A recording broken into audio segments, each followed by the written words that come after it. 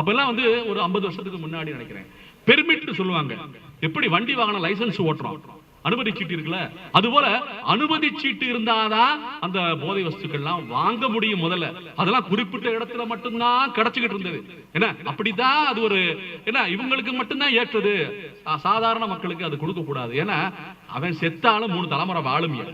என்ன அந்த பணக்காரன் வீட்டு அந்த அந்த அனுமதி சீட்டு வச்சிருக்கான்ல, அவன் எப்படியாவது குடிச்சு நாசமா போனாலுமே அவன் தலைமுறை வாழும். ஆனா இந்த கூலி தொழிலாளிங்க, என்ன இந்த பட்டறையில வேலை பார்க்கறவங்க, ஆசாரி வேலை, கூலி வேலை, தச்சு வேலை, கட்டட வேலை பார்க்கறவங்க, இவங்க குடிச்சா அவங்க குடும்பம் அழிஞ்சிரும் இல்லையா?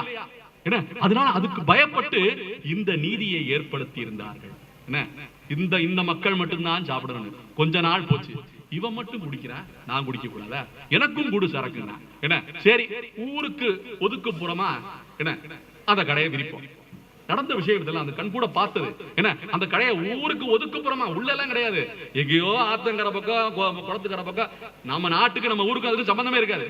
அப்படி அந்த ஓரத்துல போய் வச்சான். அப்படி வச்சா எப்படி குடிக்க முடியும்? நமக்கு இன்னும் கொஞ்சம் பக்கத்துல வேணும்னா சரியா ஊருக்குள்ள கொஞ்சம் வைப்போம்னா. என்ன இன்னைக்கு பாத்தீங்கன்னா கடையும் இருக்கு, என்ன அதுக்கு குடிக்கக்கூடிய வசதியில உள்ள இருக்கிற எல்லா மேஜை நாற்காலி போட்டு அமர்க்களமா இருக்கு. கேட்டோம்னா அது ஹெல்த் கிளப்ங்கிறாங்க. பாவிகளா, என்னடா பண்ணி வச்சிருக்கீங்க நீங்க? சமூக நீதி, சமூக நீதி எப்படி மாறி இருக்கு பாத்துங்க. ஆண்டவன் நிலைநாட்டுறதுக்கு அவதாரம் எடுத்த ஸ்ரீமத் பகவத் ராமானுஜரை நிலைநாட்டவில்லை. நாம் எல்லாமே தவறிவிட்டோம். எதையோ ஓனான்கள் எல்லாம் வேட்டியில விட்டுக்கிட்டு இருக்கோம் இன்னைக்கு.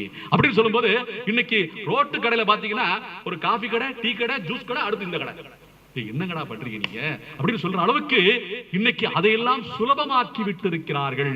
இதுதான் அசுர நீதி என்று சொல்லப்படுகிறது. இதெல்லாம் புரிஞ்சுக்கிறோம் நம்ம.